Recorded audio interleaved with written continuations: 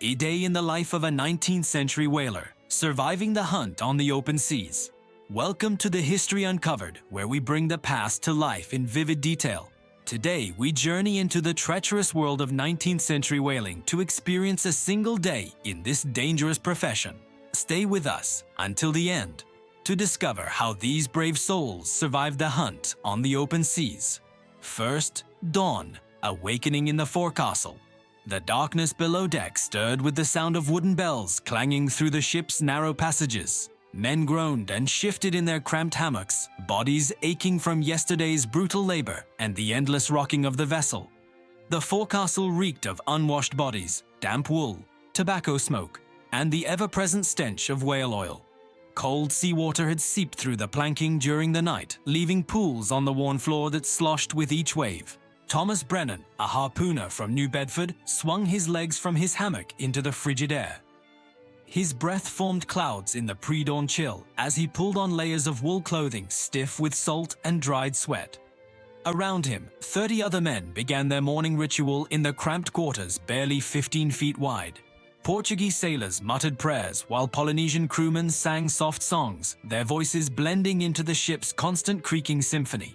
The first mate's voice boomed down the companionway, summoning all hands to their stations for the morning watch. Men scrambled in the dim light of a single whale oil lamp, grabbing their sea boots and weather-worn jackets. Thomas climbed the narrow ladder to the main deck, emerging into the grey dawn of the North Atlantic. The ship, a sturdy bark named the Perseus, rolled heavily through swells that stretched endlessly in every direction.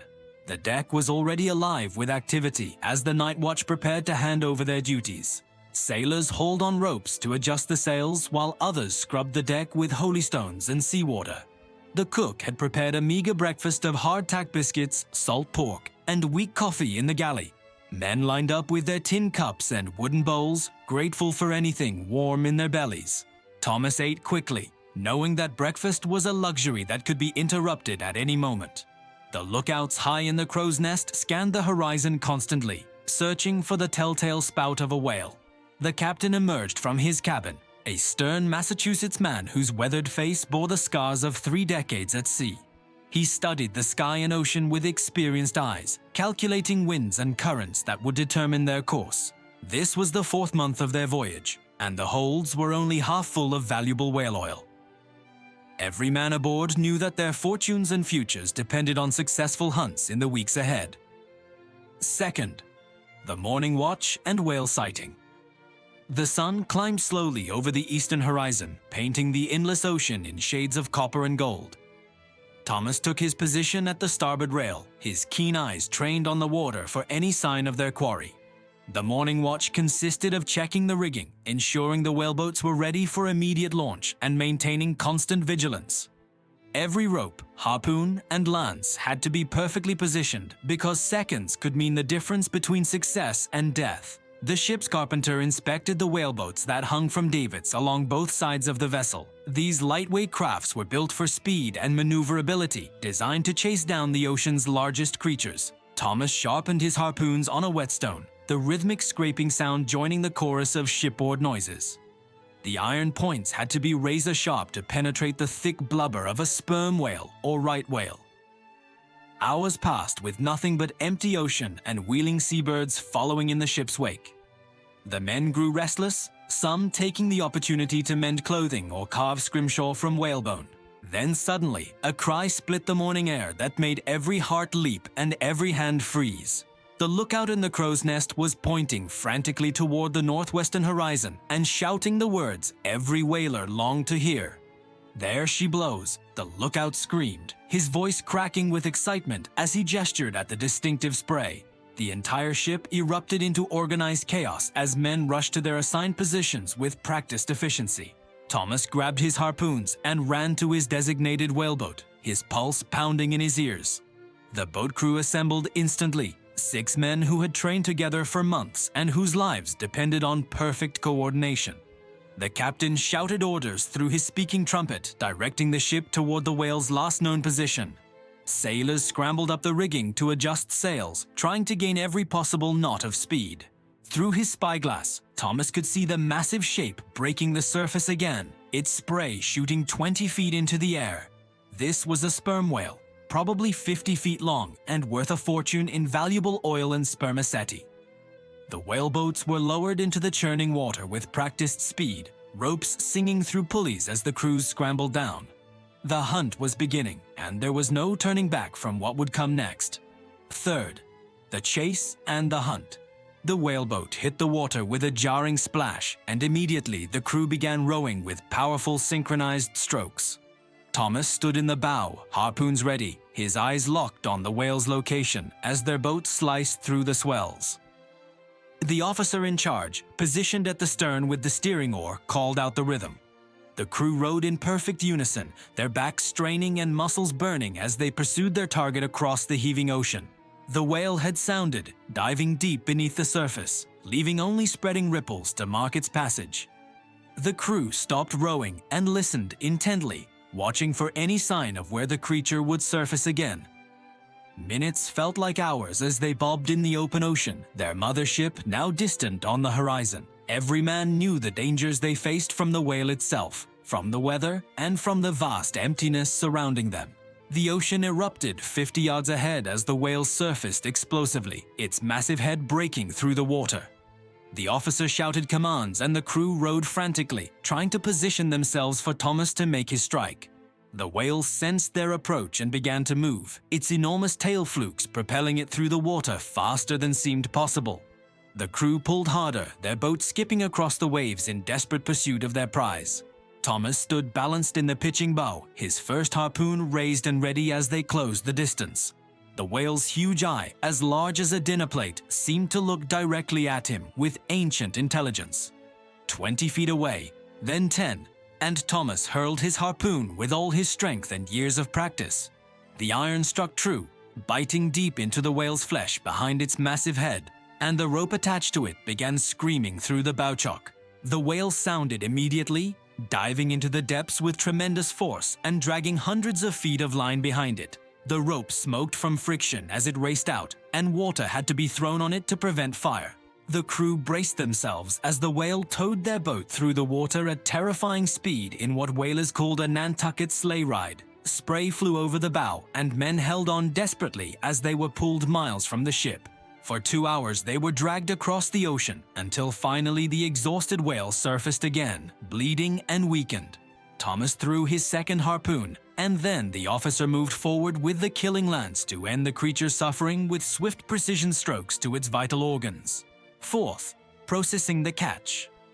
The dead whale floated alongside the Perseus as the crew made it fast with heavy chains and ropes. Its massive body, nearly as long as the ship itself, represented months of hard labor condensed into one successful hunt. The sun was high overhead now, and the real work was only beginning as men prepared for the grueling task of processing.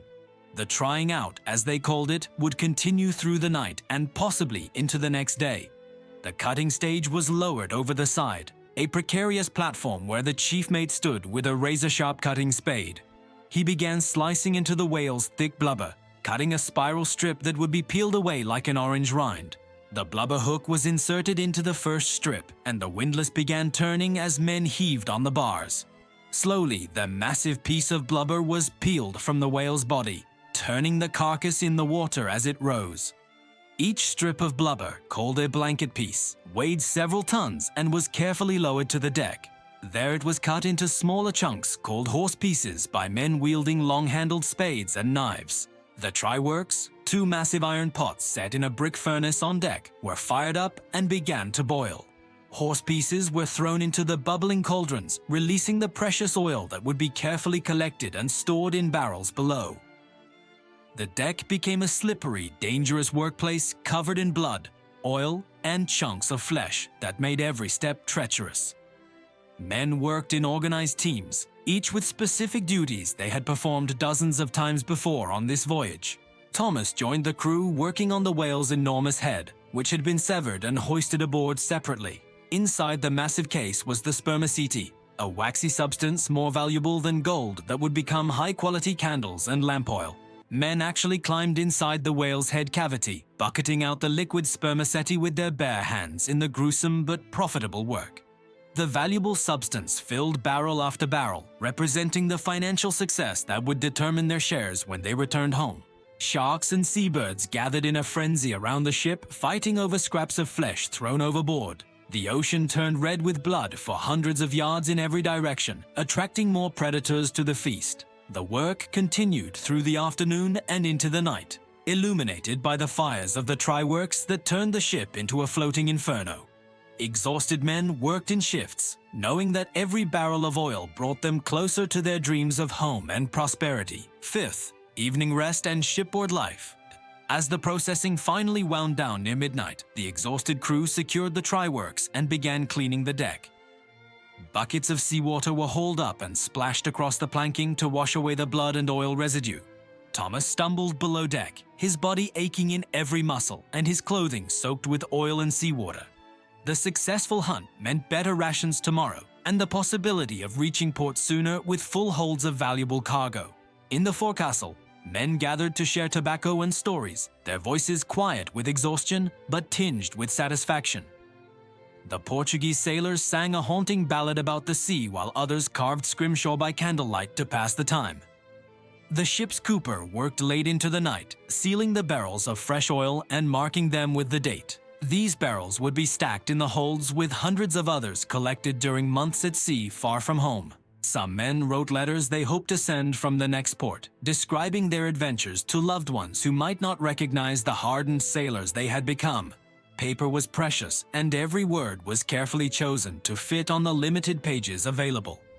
The younger crew members listened eagerly as veteran whalers told tales of previous voyages, legendary whales, and storms that tested men's courage. These stories were the oral history of the whaling trade, passed down through generations of seafarers. Thomas lay in his hammock, feeling the familiar sway of the ship that had become more natural than solid ground.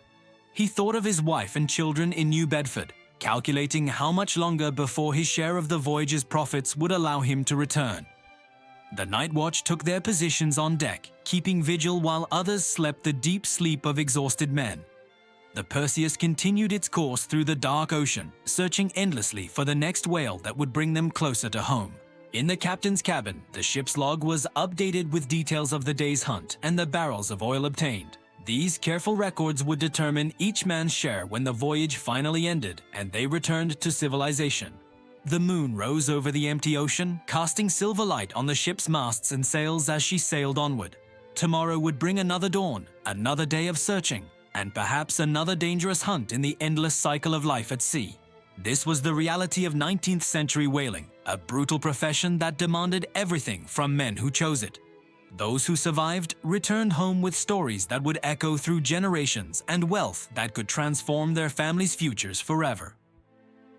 The life of a 19th century whaler was one of constant danger, back-breaking labor, and unwavering determination in pursuit of the resources that powered an industrial age.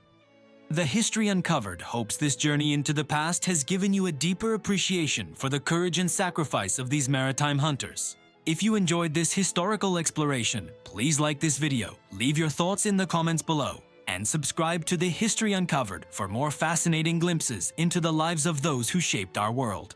Thank you for watching, and we'll see you in the next adventure through time.